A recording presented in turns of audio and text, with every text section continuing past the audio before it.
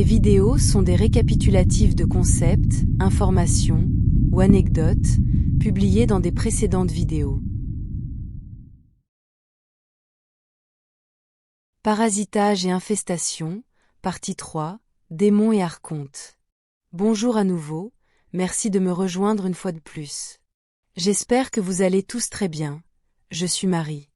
Peut-être que le type d'entité astrale le plus utilisé par les contrôleurs de la Terre et utilisant leur religion sont les démons, car ils sont plus qu'excellents pour promouvoir la peur, donc ils sont un très bon outil pour contrôler la population, les rendant obéissants et dépendants des systèmes gouvernementaux, comme la religion.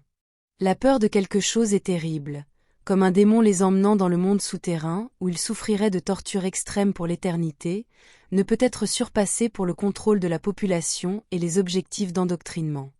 Mais en laissant de côté les significations religieuses autant que possible, quels sont exactement les démons et les archontes? Bien qu'ils soient liés, ils ne sont pas les mêmes. Un archonte est parfois aussi considéré comme une sorte de démon selon qu'il est décrit. Pour moi, un archonte est au-dessus des démons en général.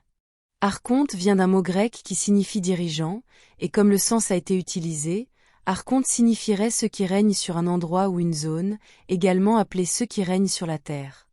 Un archonte pourrait être appelé le diable, et les démons comme des petits diables, peut-être. On dit que les archontes sont ceux qui règnent sur la terre et qui asservissent l'humanité dans une sorte de planète prison où ils sont recyclés par la réincarnation, leurs âmes sont exploitées énergétiquement, principalement pour leurs douleurs et leurs souffrances, car c'est ce qu'ils mangent.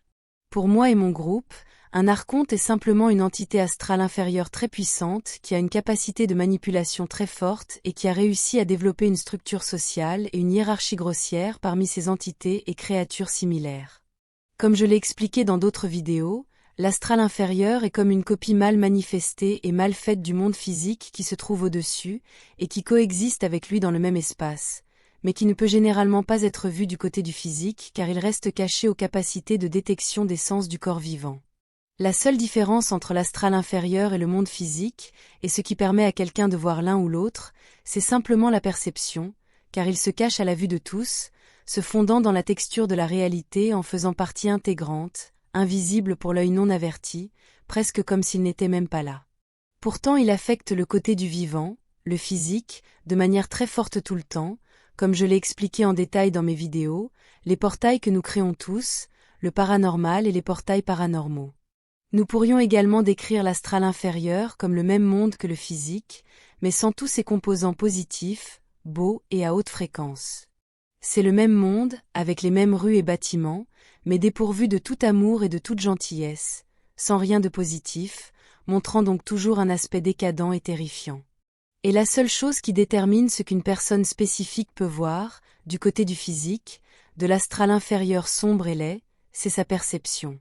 Chaque personne, chaque âme, ne voit pas la réalité comme quelque chose de définitif ou de fixe, elle voit qui elles sont, et la réalité que chaque personne peut voir est un reflet direct de qui elles sont, et de la fréquence et de la vibration de leurs pensées. Ce que chaque personne ou âme pense détermine comment et quoi elles verront comme leur monde. Vous pouvez donc imaginer à quel point quelqu'un doit être sombre, tordu et triste pour vivre dans cet état. Mais c'est là que résident les démons et les entités inférieures, et c'est de là et de ce point de vue, que les humains sont exploités énergétiquement par ces créatures. Mais comme je l'ai expliqué auparavant dans ces autres vidéos, cela dépendra uniquement de la fréquence personnelle et de l'ambiance de chaque personne dans le monde physique, car les personnes qui maintiennent une fréquence de pensée très élevée et une attitude positive envers la vie sont très difficiles à manipuler et à épuiser énergétiquement par ces créatures et entités. Pourtant, les personnes à haute fréquence peuvent parfois être accessibles par des entités astrales inférieures, car elles ont acquis toutes sortes de stratagèmes pour provoquer une série d'événements malheureux qui peuvent indirectement affecter une personne à haute fréquence dans le monde physique. C'est en partie pourquoi de mauvaises choses arrivent aux bonnes personnes, car ces entités sombres ressentent beaucoup d'envie et de ressentiment envers les personnes à haute fréquence. Précisément parce qu'elles sont très difficiles à obtenir quoi que ce soit, et parce qu'elles aident également à élever la fréquence d'autres personnes et de zones entières où elles se trouvent, rendant ainsi beaucoup plus difficile pour les entités astrales inférieures de se nourrir, d'épuiser et d'exploiter énergétiquement quiconque sous l'influence de personnes à haute fréquence. Pourtant, Il est toujours entre les mains de chaque personne de ne pas tomber dans ces pièges et de rester dans leur pouvoir personnel et à l'écart de leur influence. Et la plupart de ces personnes à haute fréquence sont des graines d'étoiles, bien sûr. Un démon est une entité astrale qui s'est tellement séparée de la source qu'elle dépend d'autres entités qui ont une forte connexion pour continuer d'exister. Tout est conscience et tout est esprit, donc cela dépend des autres personnes pour manifester son existence ou continuer d'exister, et ils le font en demandant l'attention des gens, en drainant leur pouvoir de manifestation alors qu'ils se concentrent sur ce qu'ils craignent, dans ce cas, le démon. La peur provoque une grande concentration sur ce qui la provoque, donc tout le pouvoir de manifestation de la personne qui a peur ira à manifester davantage ce qu'elle craint. Les gens manifestent ce à quoi ils prêtent le plus d'attention, c'est ce qui est manifesté, peu importe si la personne le veut intellectuellement ou non. C'est pourquoi nous manifestons qui nous sommes, et non ce que nous voulons. Un démon s'est tellement séparé de la source que tout ce sur quoi il concentre son attention, ce sont ses besoins et ses désirs, car s'ils ne sont pas satisfaits, le démon se flétrirait et mourrait, se dissolvant dans les éthers, car il ne peut pas exister seul. Il ne peut exister que comme un parasite, et comme un produit de manifestation égrégore de quelqu'un, ou d'un groupe qui le manifeste dans l'existence. Comme je l'ai décrit dans ma vidéo récente, les champs télépathiques, et vos égrégores et peurs, une personne peut créer et nourrir un être égrégore, le manifestant à partir de ses peurs, bien qu'il soit beaucoup plus courant qu'un groupe de personnes manifeste un égrégore, ou plusieurs d'entre eux, en combinant et en synchronisant leur pouvoir créatif sur tous les attributs que l'égrégore doit avoir selon eux. Ce en quoi une personne ou un groupe de personnes croit fermement est créé et manifesté dans l'existence. Cela peut être juste une énergie telle que vue du côté des vivants, ou cela peut être quelque chose avec une masse, quelque chose de tangible également vu du côté de l'astral inférieur, et c'est pourquoi ces créatures et entités cherchent toujours un moyen d'accéder au royaume des vivants, au monde physique, car là-bas elles peuvent exploiter et drainer l'énergie des autres personnes de manière plus efficace. Un démon est une créature astrale qui ne peut penser qu'à ses besoins, c'est l'expression ultime du pur narcissisme et il fera tout ce qui est en son pouvoir pour satisfaire ses besoins, et il ne se soucie pas des autres personnes, créatures ou âmes. Un démon est centré sur son objectif et ne reculera devant rien pour l'accomplir, il n'a aucune empathie, aucune éthique et aucune moralité, il est très séparé de tout ce qui a à voir avec l'amour et l'intégration, et c'est là la définition même d'une créature séparée de la source. Il est l'opposé de la source et ne peut exister que comme un sous-produit de celui qui est connecté, plus la connexion est forte, mieux c'est, et s'il peut exploiter des personnes à haute fréquence, ils obtiennent encore plus d'énergie d'eux que de n'importe qui d'autre, c'est pourquoi ils s'en prennent si souvent aux enfants, à cause de leur innocence, à cause de leur force vitale puissante, et la force vitale et la connexion à la source, une seule et même chose. Toutes les personnes dans le monde physique, dans le monde vivant, existent dans la dualité, peu importe l'espèce à laquelle elles appartiennent, elles connaissent le contraste, le noir et le blanc, le chaud et le froid, le bien et le mal. Elles ont le choix et l'esprit pour comprendre quelle voie suivre, et sur quoi porter leur attention. Comme les personnes dans le monde physique connaissent le bien et l'amour, qui est la même chose qu'une forte connexion à la source, et en même temps elles connaissent aussi la séparation, la peur et la douleur, elles deviennent un pont entre l'astral inférieur et ses archontes, démons et entités, et la source. Ces entités astrales inférieures ne peuvent se nourrir de la source que par l'intermédiaire d'une personne ou d'un groupe de personnes dans le monde physique, c'est la seule façon pour elles de continuer à exister.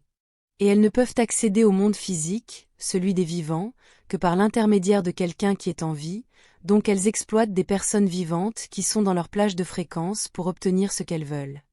Elles adorent parasiter les personnes au pouvoir, comme les politiciens, parce que c'est ainsi que les démons acquièrent plus de ce qu'ils veulent, plus de pouvoir pour eux-mêmes, surtout pour faire souffrir beaucoup de gens. Les démons utilisent des portails organiques pour agir à travers eux dans le monde physique, ce sont des personnes sans âme qui ne sont que le produit de la matrice, et on les appelle souvent des personnes de second plan. Lorsqu'une personne ayant une forte connexion avec la source, donc ayant une âme, entre dans une spirale narcissique, on dit couramment qu'elle vend son âme au diable. Ils ont laissé un démon les utiliser leur corps en échange d'une faveur égocentrique, qui satisfait également les besoins des démons, car ceux-ci ne feront jamais rien du tout s'ils n'obtiennent rien en retour. La personne qui a vendu son âme au diable lui a permis de l'utiliser, ou son corps, et lui a donc accordé un accès, ils ont donné aux démons un rite du passé, devenant parasités par cette entité très puissante qui remplace l'âme originale. Et ce déplacement d'âme revient à l'éloigner de toute connexion avec la source, à l'isoler de tout ce qui s'y connecte, sans amour, sans compassion, sans empathie et sans intégration. C'est pourquoi une personne qui a donné son âme au diable a perdu son âme, car elle est devenue un démon en elle-même. Les démons sont présents dans le monde réel, ils sont principalement une énergie qui ne reculera devant rien pour causer de la douleur et de la souffrance, mais surtout de la peur. Mais beaucoup sont sous forme physique, bien qu'ils ressemblent principalement à des personnes ordinaires, ceux qui sont des trompeurs et font croire aux bonnes personnes à leur manipulation et à leur tour, c'est pourquoi les narcissistes peuvent être très dangereux, surtout les plus lourds, car ils sont certainement des démons à l'intérieur. Nous avons tous des traits narcissiques, c'est une partie de l'existence et de la vie en dualité, mais ce n'est pas tout ce que nous sommes, car nous avons aussi de l'empathie et du discernement, de l'amour et de l'intégration. Les personnes dans le monde des vivants sont à la fois des démons et des êtres de lumière. Maintenant chacun choisit comment agir et en déterminera le royaume et le monde qu'ils verront et vivront. La plus grande vertu est la personne, l'âme qui sait ce que c'est d'être un démon, mais choisit d'être un être de lumière. Ces personnes sont sages et sont très difficiles à manipuler ou à tenter par les démons et autres entités astrales inférieures, car elles connaissent leurs astuces et les conséquences de tomber dans leurs pièges. Les démons utilisent les bonnes personnes pour les servir, ou du moins pour entrer dans une dynamique de souffrance ou un cercle vicieux, en utilisant la satisfaction immédiate ou la libération de dopamine immédiate. C'est pourquoi ils utilisent les addictions et pourquoi ils finissent par détruire la personne. Les démons aiment aussi utiliser tout ce qui est sexuel pour manipuler leurs victimes, car il est facile d'offrir une satisfaction immédiate et une libération de dopamine, et ils sont responsables de déviations et de perversions sexuelles, en particulier celles qui font le plus souffrir les victimes. Un démon est une entité astrale inférieure qui existe sous sa forme la plus pure de narcissisme, et fera simplement tout pour satisfaire ses besoins. Par conséquent, ils peuvent aussi causer quelque chose de bien à quelqu'un ou à un groupe de personnes, si le démon obtient ce qu'il veut en retour dans le cadre de l'accord. Et l'accord n'a pas besoin d'être verbal ou écrit, il suffit d'être en résonance fréquentielle avec le démon, donc les gens doivent se méfier de leurs pensées et de la manière dont ils veulent obtenir ce qu'ils veulent car ils peuvent tomber dans la résonance avec le démon. Les archontes ne sont rien d'autre que des démons organisés. Cette soupe énergétique appelée existence physique, dans laquelle toutes les personnes sont immergées, est le résultat de la moyenne des bonnes choses et des mauvaises choses d'une personne ou un collectif s'est manifesté pour eux-mêmes. Un démon et tout ce qu'il fait et cause n'est rien de plus que le reflet direct de l'inconscient collectif humain, ils sont des égrégores et ils sont très réels. Et il en va de même pour le monde physique, et la matrice, ils sont des reflets de qui sont les gens, leur miroir. Les personnes dans le monde physique qui ont une forte connexion à la source sont celles qui créent la réalité, parce qu'elles sont la source elle-même, tout émane d'elles.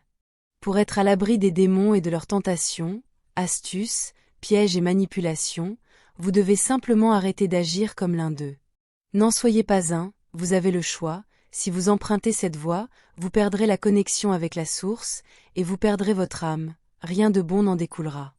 Il existe d'autres moyens plus constructifs pour atteindre vos objectifs. Ne soyez pas un démon, c'est votre choix et le vôtre seul. Merci d'avoir regardé ma vidéo, et d'avoir aimé et vous être abonné, je l'apprécie beaucoup, et j'espère vous revoir ici la prochaine fois, avec beaucoup d'amour, votre amie, Marie.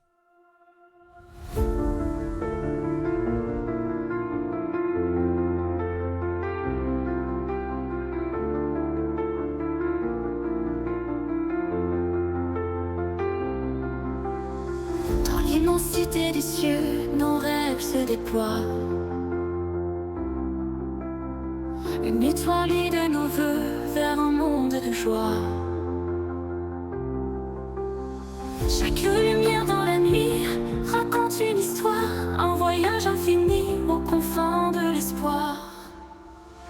Nous sommes des voyageurs sous un ciel infini, portés par des ailes d'astres, un rêve ébloui. Nos cœurs battent à l'unisson dans la danse des étoiles. Un amour sidéral nous emporte vers l'idéal.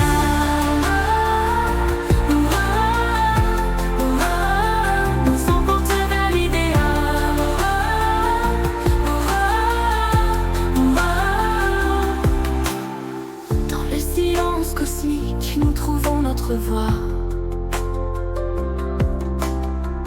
Que notre symphonique résonne avec moi. Un souffle de l'univers remplit nos âmes de lumière. Avec toi je veux parcourir un amour sidéral et fier. Nous sommes des voyageurs sous un ciel infini, portés par des ailes sans un rêve ébloui. Nos cœurs battent à l'unisson dans la danse des étoiles. Un amour sidéral nous emporte vers l'idéal. Nous sommes des voyageurs sous un ciel infini, portés par des ailes sans un rêve ébloui. Nos cœurs battent à l'unisson dans la danse des étoiles. Un amour sidéral nous emporte vers l'idéal.